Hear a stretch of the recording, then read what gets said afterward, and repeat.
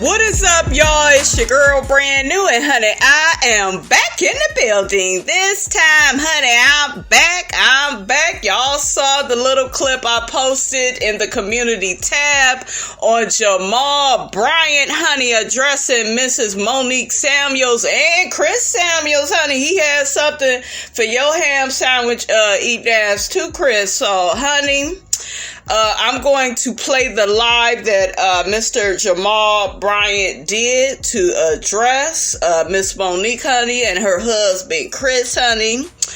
I will be in and out, you guys, with my commentary. And really quickly, I want to read a few of the comments before we get started. One person says he should have remained silent in the name of Jesus. This is actually a popular YouTuber that says that. I disagree with that.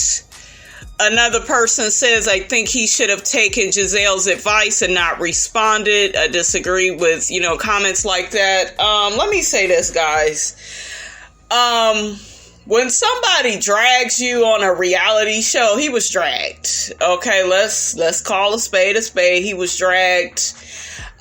This man is a pastor of a church. Whether we like it or not, whether he's a holy whore or not, he has the right to respond and to address these issues. I think it's easy for a lot of people to say that because it's not them in that situation, but he has every right to defend himself. He has every right to speak on Giselle's behalf.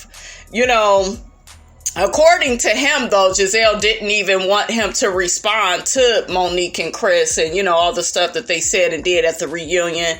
But I disagree, with a lot of these people. Another person says Jamal is a con artist. I would never trust anything out of his mouth. So, people that are Team Monique, they are just... Team Monique, I get it. They like her, but Monique is a big ass liar though. I'm just saying she got Jamal together. Don't get me wrong, honey. It was a good dragging session, but she's a liar her damn self. Okay. Cause I told y'all she stars in the soap opera as the lie turns. Will the lie be this way, that way, the other way, up, down, around, so she ain't got that much credibility either, all like that. I just gotta keep it real. Okay. I also told y'all in one of my videos, the Green Eye Bandits, Candace, Wendy, all of them girls, they coming for, Giselle, no, not they coming for Giselle. They coming for Miss Monique, honey. Okay, they don't like all this foolishness. They don't like this. Okay, I told y'all. Okay, right after I did my reunion recap, what did I tell y'all? I said something is coming. I could feel it because we all gagged and laughed, and like I said, she got Jamal together, honey. But there are consequences and repercussions, and the repercussions is she ain't gonna be on the show much longer. Okay, not doing all this. It was cute, but I don't know if it was wise. Okay, I'm gonna say that. But Jamal said that Giselle didn't even want him to address these claims. For some reason, I don't know if I believe that, because Giselle looked pretty embarrassed. What do you all think? You think he's lying when he says that? So let's just play the clip. And I will be in and out, you guys, with my commentary. To you, I have been the wishes of Giselle, who asked me not to respond, not to say anything. So for those of you who were overwhelmingly concerned that I hadn't said anything, had not given any defense, because I was honoring what it is that Giselle desired. Because of mounting moments that have happened in social media, I thought it prudent that I not remain silent so that my silence would not be confused with consent. Let me open by saying, those of you who know me, I'm always a straight shooter. So as a consequence, you need to know from the jump, tonight is not an apology.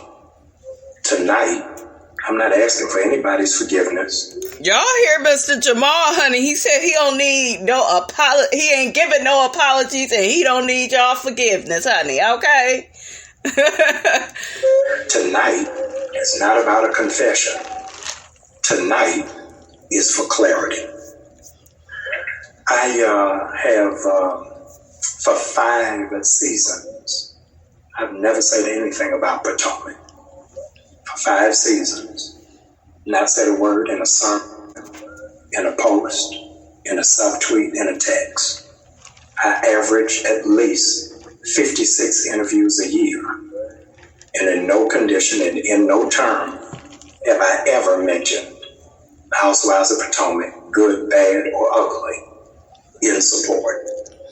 A couple of things that I wanted to share that I think prudent for our discussion tonight. I have long since not been an advocate for many reality television shows because I don't think that it represents the best of who we are, nor does it advance our progress, our maturity, and our brilliance. A bone of contention between Giselle and I for years was about her participation in the show and how it is that I did not support it. In baby steps of reconciliation, I agreed to be on it against my better judgment, against my wisdom, and even against my convictions. I wholeheartedly regret participating. And I want you to know that I will never be on the Housewives of Potomac or anything in that franchise ever again. But I wanted you to know why. I took a couple of days. Now, really quickly, you guys, he said he will never be on the show again. Damn, Monique, you done drove away another one of Giselle's men, honey. Sherman first, now Jamal. Damn. In my Florida Evans voice, honey. Oh, no. Giselle, what you gonna do, sis? Okay, out of the mouth of Monique, honey, she said you gonna bring a new man on the show. What do y'all think? Y'all think Giselle gonna bring a new man onto the show to play her boyfriend, since the pastor says, honey, y'all doing just a bit too much? Okay, y'all spreading all these lies and rumors on me. But my thing with him is he should have kind of saw some of this coming, especially with the past that he has with the philandering and the womanizing. He should have saw some of this coming. What do y'all think about that? She done drove another one of this girl's men's away, honey. Yes, men's with an S. Damn. Days to be sober of thought and clear of mind. So I would not, in fact, operate in emotionalism, but in sound judgment. So I want to tell you why you will never see me on the Housewives of Potomac again. It has been a gross misrepresentation of my character, my ministry, and my humanhood. There are a couple of things that have happened this season that require immediate redress. Many of you who are watching bombarded me with accusations of abandoning my family, not being there for my girls. Accusations? Didn't you, it looked like they didn't want to be bothered with you, sir. I mean, that's what we all saw. So I'm just saying we all are only going off of what we seen. And them girls did not want any parts of, the relationship between you and their mother. They did not want that for her. So I don't know. Accusation is a strong word. For their photo shoot. As if I was just in Atlanta, frolicking around and participating in willful neglect. The truth of the matter is, I was in South Africa. Coming back for the photo shoot, and had a delay in Frankfurt, Germany for 6 hours. The producers knew it, the network knew it, and as a consequence, my flight did not land in enough time. And none of that was mentioned. None of it was brokered. None of it was represented. Secondly, what happened on Housewives of Potomac is that many of you misguidedly thought that it was in real time. It was, in fact, recorded a year ago in 2019. And so you saw my children who were not happy with me, but you didn't have context. It was their first day of... We didn't have any context. All right, Jamal. Like I just said, they didn't like what you did to their mother. So, you guys, he needs to own that. I'm just saying. School, and this is the very first time in their entire lives that the first day of school I was not present to pick them up or to take them. I don't believe that. A lot of men are not there for their child first day of school. That really ain't no big deal. But you sitting up here acting like you always with these children. Child, please. Any of you who have teenagers understand the emotional roller coaster of teenage girls. As a consequence, I had just moved to Atlanta, so it was adjustment for them, and it was for me. They are absolutely daddy's girls. As a matter of fact, they are here in Atlanta often and frequent, and more than their school, they wear New Birth t-shirts and hoodies almost every day. Faithfully, even while in Maryland, they watch their father on Sunday morning in worship. I have a very healthy relationship with my children, which I value and which I absolutely don't take for granted. The third thing that was put out there pejoratively was disparaging remarks made by my father-in-law, Mr. Curtis Graves, who is 83 years of age. Hold up now, don't be bringing his damn age into it just because he older, honey. That don't mean that he don't know what you've been up to, honey. That he knows what you did last summer, Jamal. I mean, Jamal, let's just face it, bruh. You was a womanizer. Okay, and for some reason, you guys, he's trying to act like we all have not seen and heard things, you know, when, especially in Giselle's dad's case, right? He's her father, so of course he's gonna have something to say about all the baby mamas you got, because hell, you got kids with Giselle and a few other women. Well, he exaggerated. Ain't no damn exaggeration. Ain't it more than one woman he got baby mamas from? So maybe it's 3 or 4 baby. That's still too much. And you are a pastor. That does not sound or look good, sir. Okay?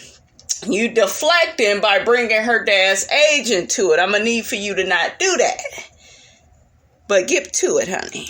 He's 83 years of age, and unlike many, I was raised old school, that you never disrespect elders.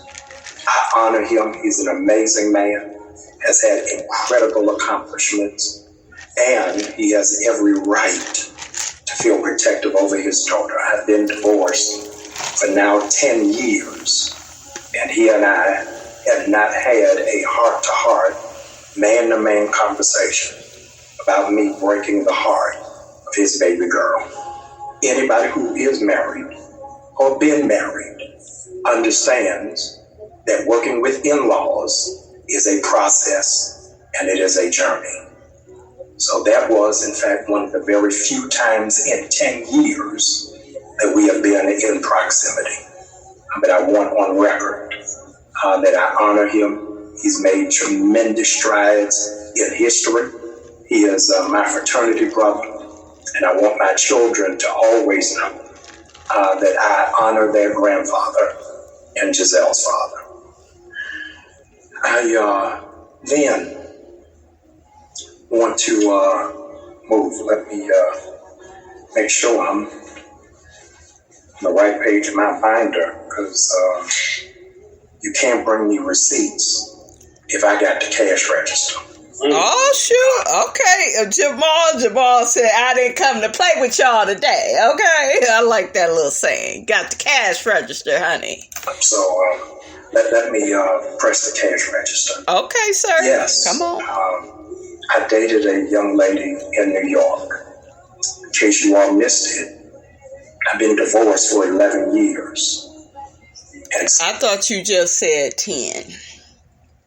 I could be wrong. I could be hearing things. I know I ain't got no earwax built up, but I thought he just said, come on now, we got to keep the lie together. Okay? Now, before I let him finish, you guys, I stumbled up on an interview with that young lady. She did an interview with a YouTuber. Okay, I will be playing that interview in another video. That way you could kind of hear her side of things. But yeah, honey, I stumbled up on that tea. I was like,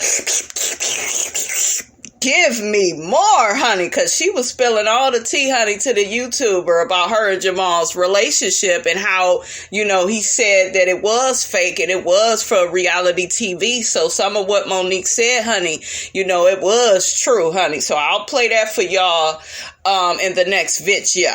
Not video, video. Single people date. When you date, sometimes it works, and sometimes it didn't. In this instance, it didn't. Nothing immoral, illegal, or unethical took place. It did not work out. But did you get the draws? Okay, in the words of Tommy off of Martin. Shout out to Tommy. R.I.P. Tommy Ford, honey. You were sleeping with that woman. Okay. So, I don't know, Jamal. That's your business, though. You said you single, honey. Okay. But I don't know why everybody's shocked that he was sleeping with the lady. He got all these babies. I mean, the man loves sex. He's still a man. I know he's a pastor, but y'all know how Jamal operate, honey. He want him a little something, something. There is some clarity that needs to happen. I'm not married. I'm not engaged. So some of you have a strange relationship with language.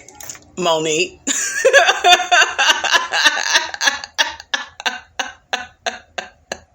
Monique is the one that was saying all that. You can't have a mistress while you're single. Preach. So I never had a mistress. As a consequence, she has never been to visit me in Atlanta, never been to Newburgh, never been in my home. So where you was banging her out at? Was it at a hotel? Holiday Inn? Days Inn? Days Inn is a bit cheap, but you ain't heard it from me, honey. Where was you at? Okay, was it at the Trump Towers or wherever the hell? What hotel was it? Jamal, do tell. Okay. Never been in her home. Now, you would think that things just move forward and people move on. They don't. So if we're going to show text messages, let's show all the text messages. Let's show the text messages of the young lady asking to fly to Atlanta for my installation. Show the text message where I said, no, it's not a good idea. You're going to show the text message, show all the text messages. Where you asked to come down for Memorial Day. And I said, no, you can't come here. If you're going to show the text messages, show the text messages where you complained because I didn't open the door for you to speak on the Word Network. Oh. If you're going to show the text message, show all of them. Mm-hmm. How it is that you wanted me to hire you to be on staff. Oh. I told you weren't qualified. Oh, but you qualified to be in my bed. Okay. And so January, I brought in new staff members, 3 of them. My assistant pastor, Colleague Lemons, my internet pastor, Kervance Ross, and my emerging generations pastor, Carriana Turner. So if you're going to show the text message from January 5th, where you sent me in text, oh, I see you hired a young lady. You must be sleeping with her. To which I responded, no. Damn, how did she automatically think you was sleeping with, Jamal, damn, everybody just looks at you as somebody that can't keep their damn drawers on. That's not good, Jamal. She said, are you sleeping with her? That's funny. I didn't even know her before I hired her. That wouldn't have stopped you. I'm just saying. I know some of y'all rolling y'all damn eyes. I'm just saying that wouldn't have stopped him. Okay, he does have a track record. 56 people applied for the job, and she emerged because she is competent and because she is capable. Oh. And so for you to insinuate it is fraudulent. Oh. Don't read the text messages. Read the text messages where you asked me to review your dissertation on Black women's empowerment. And I told you it needed a revision because it doesn't have depth. Oh. It doesn't have enough nuance. Oh. And there is no creativity. Damn, girl, he shaded you, girl. If you listening to this, what you got to say, sis? Okay, I know you ain't gonna let him talk about you like that. I know y'all looking at me like, Miss Robinson, stop instigating, but I'm trying to keep the party going, honey. Okay, this shit getting good. Getting good with a T, honey, okay? We gonna read the text.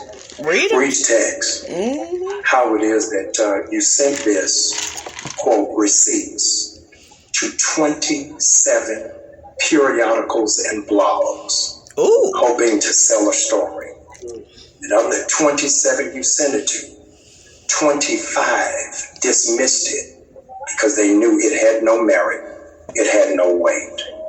And so because doors were not opening, because you're chasing clout and an opportunity to get on a stage that gift and integrity necessitate, you then sent it to the executive producers of Bravo. Sent it to executive producers of Bravo. They didn't respond. So you sent it to every person in the cast. Your dissertation is on the empowerment of Black women. So the question is, if you're empowering Black women, why'd you send it to the entire cast and never send it to Giselle? Ooh. That's a good point. You want to equip her and not break her or crucify her, and you thought something was awry, then the responsible thing to do is to go to that woman. But you didn't do that. It's okay. What you didn't say in passing out this information is that you and your sister are starting a magazine, very flagellant, no circulation, poor editing. Damn, he shaded the hell out of her. Damn, Jamal, shit. So my coy in answering you about where I am and what I am doing is not as a friend, but because I didn't want it in publication and I didn't trust it, obviously wisely, that it wouldn't be used otherwise, because every ask had a demand for something else. The only person who bought into it was Monique. So let's go to that. Ooh, Monique, it's your turn now, sis. Is you ready? He got his binder, honey. Binder 2.0. This is the clash of the binders, honey, okay? Woo! Where's Monique? Oh, here she is. Monique Samuels, I've never met. Never shook her hand. Never been in the room with her. And yet she's assassinated my character. High level of ire, of anger and hostility. A man she's never met. Yeah. Now, I've got to address this because on national, international television, you've labeled me a holy whore. Pastor Holy Whore. That shit is good, though. Now, that was good. Monique, that song you got, Drag Queens, that's trash, okay? The song is trash. I said it. I don't care how many of your followers like it. It's garbage. But Pastor Holy Whore, that would have been a good song.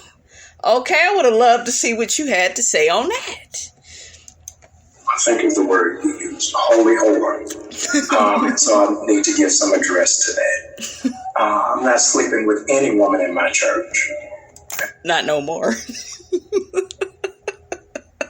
I have no babies in my church. Shit. All right, Jamal, let's not tell these lies. I'm just saying, hold up now. I have no inappropriate relationship. Shit, did you just have an inappropriate relationship with some other woman? Okay. Hold up now. With any woman in my church. Now, I'm sorry, I'm having trouble reading my own writing. Come on now, read the lies. I'm just saying. I'm just playing with you, Jamal. Come on now. Oh, here it is. So I understand what the hostility was about and why the redirect of attention was on me. The redirect of attention on me.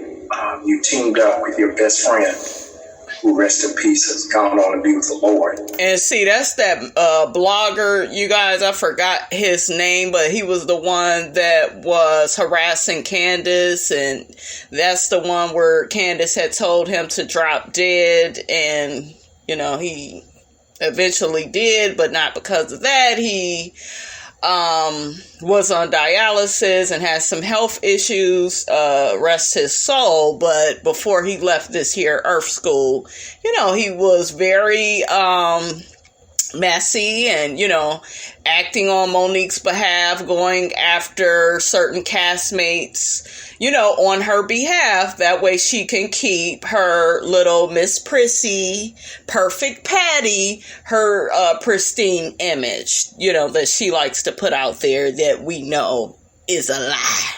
Continue, Brother Jamal. I'm sorry, honey. And generated a story because you wanted to redirect because you thought a story was getting ready to break.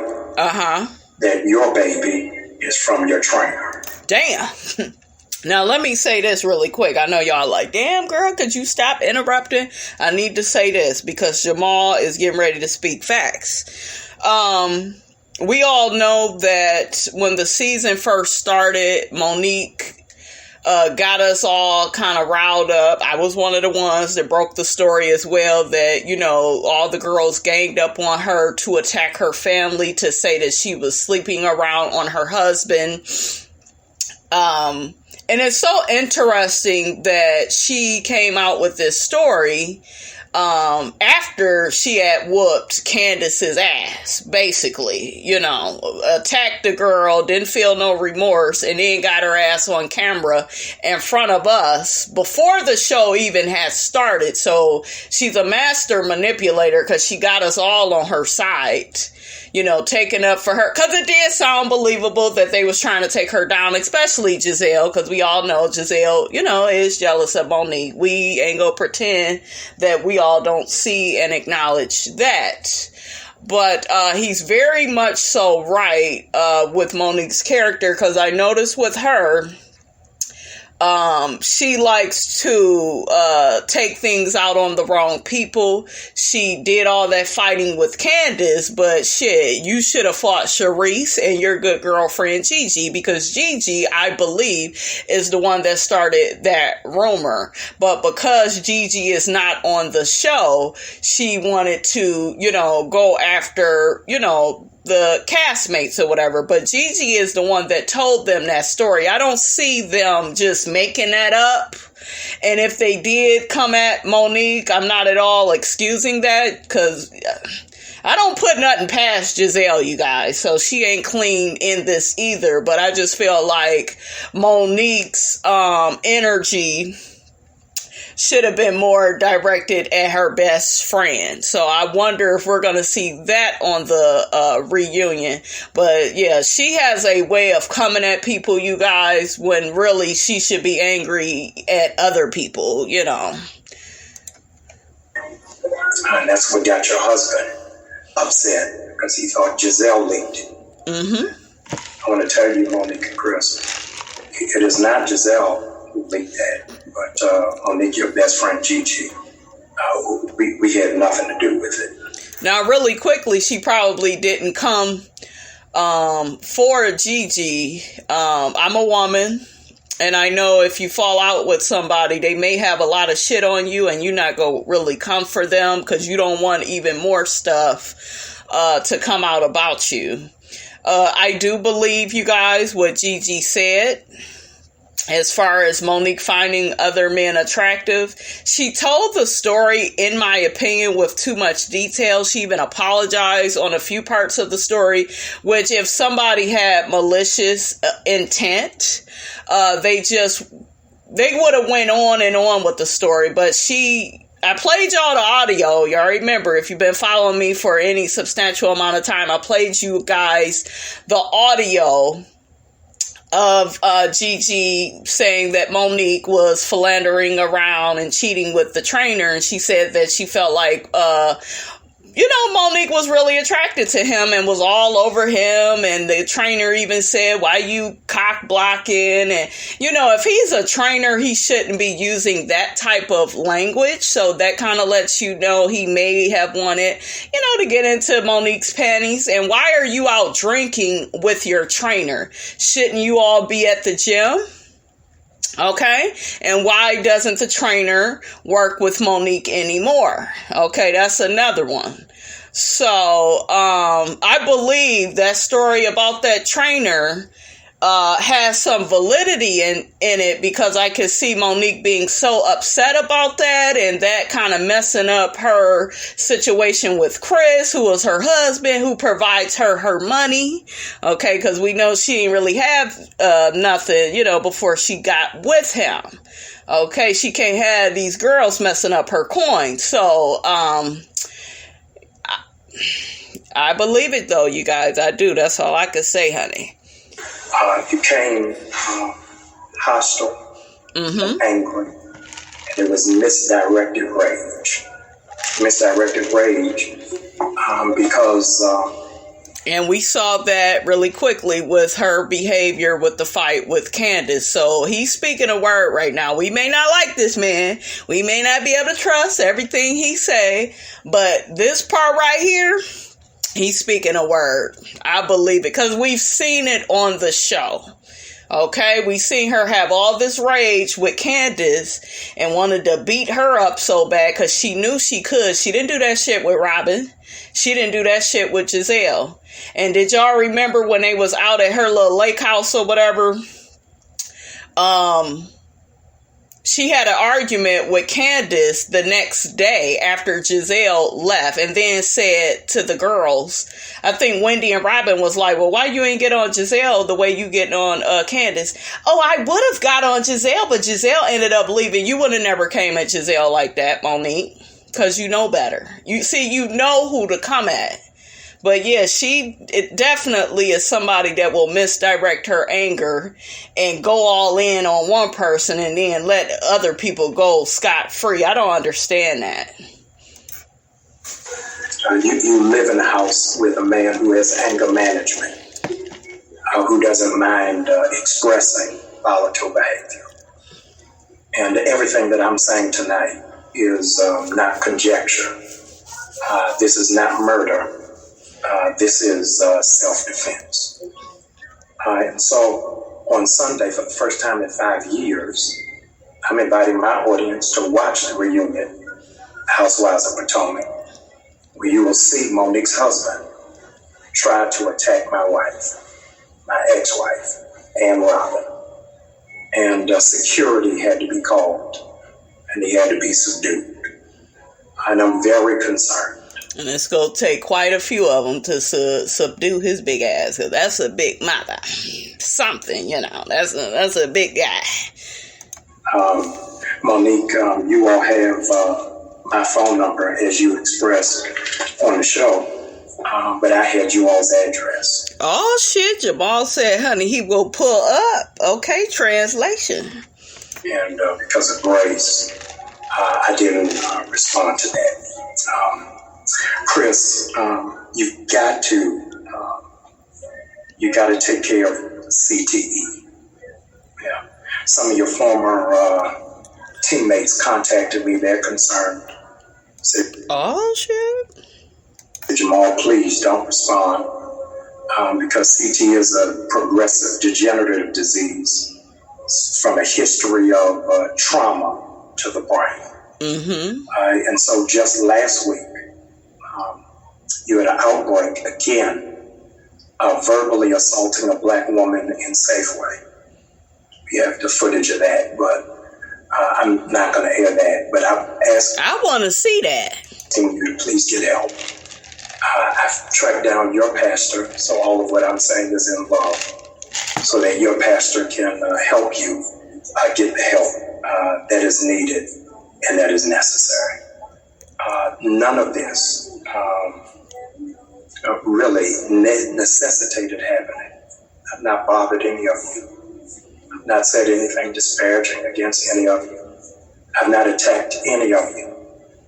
But I thought it was necessary for a couple of reasons. I thought it was necessary because of the failures of my past.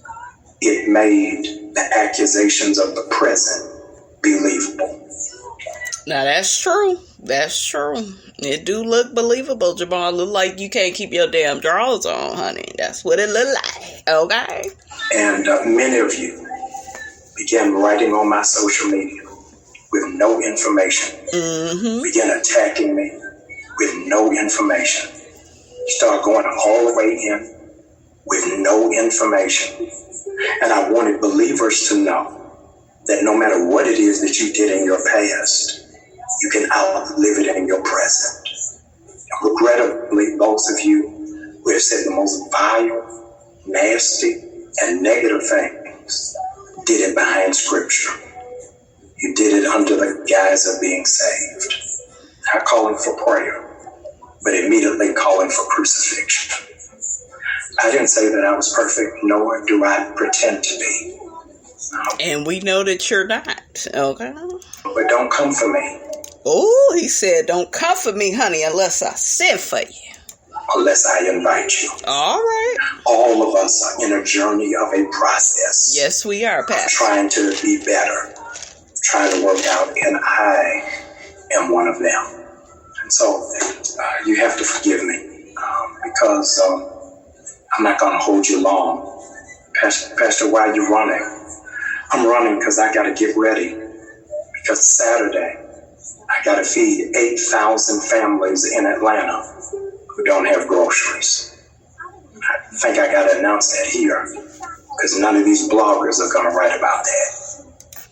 And really quickly, you guys, before we end the video, what do you guys think about what he has to say about Monique's husband, Chris? Do you believe that he suffers from that, has anger management issues?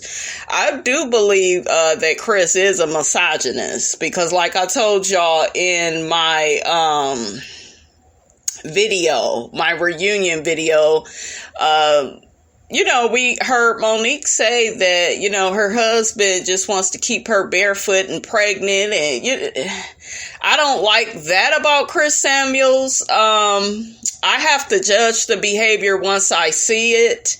I did see him get very angry on live about the rumors about, the son, their youngest child, Chase, not being his, and he has every right, in my opinion, to be angry about something like that. But I don't think he should come at the women in an aggressive tone at the reunion. But I guess he figured, honey, we face to face, because I just feel like you need to address the men's, address them. But shit, since Giselle ain't never got no man there, and Juan may not be there either, because we know those two go hand in hand with their men never being around, he said, I gotta come for the girls.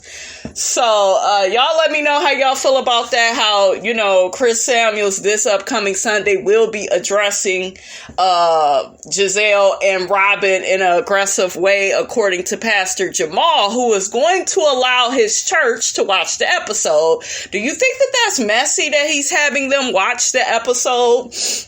But he just wants, everybody to see Chris in action, acting, aggressive and violent, honey. I don't know. But y'all get down in the comments. Do you feel like Jamal was wrong for addressing any of this? Do you feel like he should have stayed quiet? I don't feel like he should have stayed quiet. I feel like if you are a public figure, you have the right, no matter what your past is, you have the right to address certain accusations that are out there about you that could further damage your brand. And we know that, he kind of already damaged his own brand, but still, nonetheless, he's a human being and he has the right to speak out, about these issues. Okay, so that's all I got to say about that. Y'all get down in the comments. Let me know how y'all feel about this, you guys. Don't forget, you guys, to like, comment, and subscribe. I am your girl, brand new, and I will check you guys out in the next video.